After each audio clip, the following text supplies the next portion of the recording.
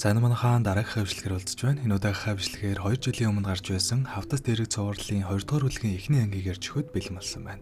Гиснээс энэхүү хинэн дээр гарч байгаа бүх хэрэгүүд Монгол улсад боддоор үлдэгдсэн бөгөөд шүүхээр шийдвэрлэгдэж дууссан хэрэгүүд юм байна лээ. Үүнээс гадна анги үр дээрээ өөр үйл явдал гараад дуусдаг учраас нэлээд сонирхолтойгоос гадна хамгийн чухал нь сургамжтай кино гэсэн үг. За ингээд оршил хэсэг дуслаа, кино руу орцгоё. Шоуг айдруулсан нэгэн бүсгүй таксинд орж ирэнгүүтээ шууд тасарчдаг бөгөөд таксины жолооч эвгүй хараад л идэв зүйл хийхнүүдээ л гэж бодтол азар нөгөө жолооч сайн хүн байж таарад эмгтэй гэрлөө аюулгүй өргөж өгөхөр болдог. За яг ингээд явж байтал гэнт орд нь нэлээд айд сандарсан бас нэгэн эмгтэй гэнт гарч ирж угаар кино маань эхэлдэг. Одлого зураглал солигдож өглөөний гүйлтээ хийж буй толгой шууж руу шилжинэ. Жаал гүйж байгаад гэртээ иртэл хэн нэгэн ирсэн байгаа нь харагдах бөгөөд яваад ортол манай өний найз олох хурандаа гарт ирчихсэн хүлээж байдаг. Толгой шууч маань сүлд болсон хэргийн үеэр багийнхаа гишүүнийг алдсан бөгөөд энэ явдалд өөрийгөө ч буруутгаад ер нь бол сэтгэл санааны хувьд нэлээд унттайгаа болохоор ажиллаа хийлгүй төр хамралтаа авчихсан байгаа юм байна лээ. Гэхдээ нэлээд удаа амарсан мөртлөө ажилдаа эргэж ирэхгүй удаад байсан болохоор найз нэрж түүнийг буцаад ажилдаа орооч гэж ятгахаар ирсэн нь энэ байдаг.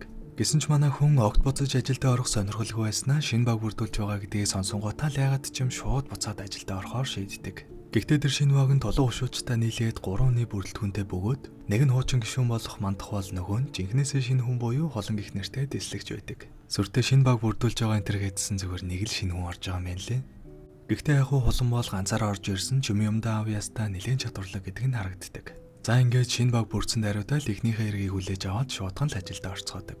Киноны ихэнд таксины жолоочоос тосомж гууж гарсан эмэгтэй маань хүн худалдаалах гэмт хэргийн хохирогч байсан бөгөөд азар цогтож гарч ирээд цагдаад мэдүүлэг өгч чадсанаар манай хэд тус хэрэг дээр нь ажиллахаар болдог. За аюу болсон гэхээр энэ эмэгтэй анх нэг найзтайгаа хамт амар аргаар мөнгө олохын тулд санхүү өгнө гэх зараар хоёр залуутай уулзсан бөгөөд тэр нь яг үнэндээ октоодыг хүчээр биеийг нь үнэлүүлдэг гараад байж таардаг. Тэгснэ шууд дараагийн уулзалтан дээрээ манай хоёрын биеийг нь үнэлүүлэх гэж дайрахаар нь мэдээж ойлгомжтой дургуцаад явах гэтэл нөгөө хүмүүсийн жинхэнэ дөргөнийл гарч ирэх нь тэр. За энэ нөхрийг гомбо гэдэг бөгөөд октоод олж иймэрхүү зүйл хүчээр хийлэгдэг нөхөр юм байна лээ. Тэгээ яг энэ удаа манай хоёр дургуцаад нэлээд эсэргүүцснээс болоод хоёр хүндээ уулзах байсан тэр нь бүтлгүүтэж улмаар жинхэнэ том дарга болох Сэксгэр бэгийг гээд нэлээд эвгүй гар ураад ирдэг. За энэ бэги бол нэлээд ширүүн нөхөр юм байна лээ. Ажлаа өлегтэй чадаагүй гомбогийн нэг чихийг нь дастаж ийдгээд нөгөө хоёр охин дээр шууд хүч хэргэлдэг. Дараагаар нь хоёр охиныг нэг газар төвчээд сар гарам хүч хэргэлсэн бөгөөд эцэст нь манай хоёр жингэж байхаар хэлснийхэн дагав биеийн үнсэн дээр юм гэж бодоод гомбоогоос гууж үзтэл 20 сая ажил хийчих юм бол сулнаа л гэж хэлдэг. Гэхдээ мэдээж тэр нь худлаа л да 20 сая дуусгасан ч дахиад л ажил гарч ирэх нь тодорхой. Үүнээс гадна зөвхөн манай хоёрч биш нэлээд хэдэн охтууд энэ мэтээр баригдчихсан хоригдож байгаа бөгөөд тэр болгон ар гэрийнх нь сураглаа тоогоод байхааргүй охтуудыг албаар тоочглож болдго юм байна лээ. Гэхдээ азар охирогч охинд маань азар нэг өдөр зогтөв боломж олдсон бөгөөд эцэст нь гарч ирж чадаад мэдээлгүй өгөө сууж байна энэ байдаг.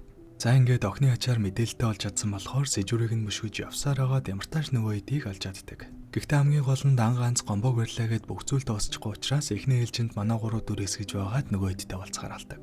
Толгой ушууч маань үйлчлүүлэгчийн дүрд орж байгаад бас нэг охирогч охинтой олзож ямартааш дугаараас олцож чаддаг. Үүний дараагаар мандах нөгөө эдийг нууцаар дагаж явсаар байршлыг нь мэдэж аваад маргааш нь цахилгаанчны дүрээр ороод нууц камер байршуулж чаддаг. Ингэснээр нөгөө эдийн хөдөлгөөний хянах боломжтой болсон бөгөөд нийтдээ 10 гаруй охтыг гомбоо нэг хамтрагчтайгаа хамт хянаад шөнө ажилд нь хүргэж өгөөд буцаагаад авдаг юм байна лээ. Эдийгээр ингээд бүх охтын байршлыг нь мэдэж чадсан ч хамгийн том дарга болох Сэксгэр бэгийн энэгээр огт үзэгдэхгүй байгаа болохоор бас л шууд дайрч чадлагүй хүлээхээр болдог. Туслахын хаяа нүгээрж орлого зарлага хийдэг бөгөөд сүлийн эрдэлтэн дээр яаж ч яваад юм саруулгээд өмнө манаа тулхтаа олзож туваараа солилцсон охиныг сэжиглчихсэн байдаг. Ингэснээр ер нь бол цагдаа нар араас нь мөрдөд эхэлчихсэн байж магадгүй гэж бодоод шуудхан л байршлаа солихоор болдог. Яг ингээд өөрийг нь сэжиглчихсэн байгааг мэдлгүй хөөрхий саруул маань нэг ажлынхаа үеэр үйлчлүүлэгчийнхээ утсаар толгой руу мэдээлэл өгж байхдаа баригдаад улмал аюултай байдалд орчихдог. Гэхдээ үүнийх нь ачаар нөгөө дугаарын эзнийг нь хайж байгаад нөгөө эдтэй амааралтай хүн гэдгийг нь мэдэж чаддаг.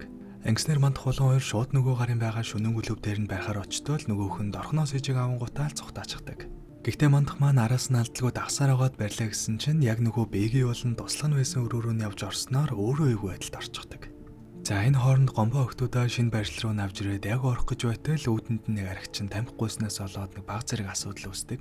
Мэдээж тоохгүй уралцгаад явх хооронд манас харуул зэрэглэнтэй нөгөө ахад 50,000 төгрөгөн дээр тулга ушуучийн дугаарыг нь бичиж тусламж гуугаад өгөөч гэж хэлж амждаг. Дааш нөгөөх нь аригчин болохоор юун залгаж тусламж дуудах шууд л өгсөн мөнгөөр нь архиаваа дуучгалгүй яах вэ? Гэхдээ өөрхийн минь нэгэн уусныхаа дараа ухаан нь орсон байсан саруулын хэлсэн үгийг санаад худалдаг чигчээс гуйсаар аваад ямар тач тулга шивчэд хэлж чаддаг.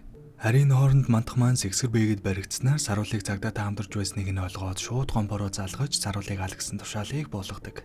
Гомбоо ч юм тушаал авч байгаа нь анхных биш бололтой юу ч болоогүй юм шиг заагээд шууд саруул руу явдаг.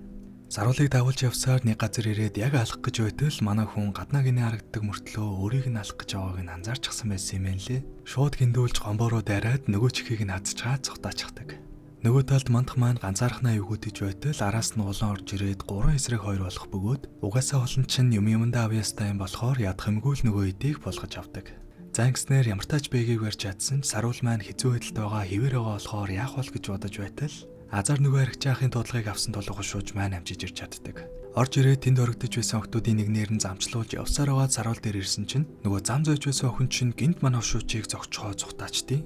Өөрт нь цагдаа гэдгээ хэлээд туслах гэж байхад нь шаал эсрэг хүнд нь тусалж хаа цухтаачдیں гинэ. Ер нь ингэхээс юм бол анханасаа яах гэж зам энэ төр зааж өгсөн. Энэ охиныг бол бүр ердөө ойлгоогүй. Уг нь саяны охин ингэж тэнэгтэйг байсан бол гомбоороо бууд болгож байгаад барьцгаж болох байсан ч зогсноос нь болоод гомбоогоо далентуулаад саруулыг барьцаалчихдаг.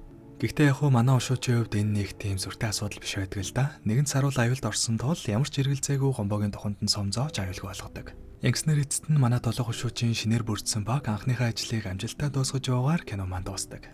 Киног үргэлжлүүлэн үзхийг хүссэн хүмүүс байх юм бол хавц дэрэг цавралын маань 1-2 дугаар бүлэг нь Look TV болон Univision-ийн Монгол кино хавцад байгаа мэн лээ.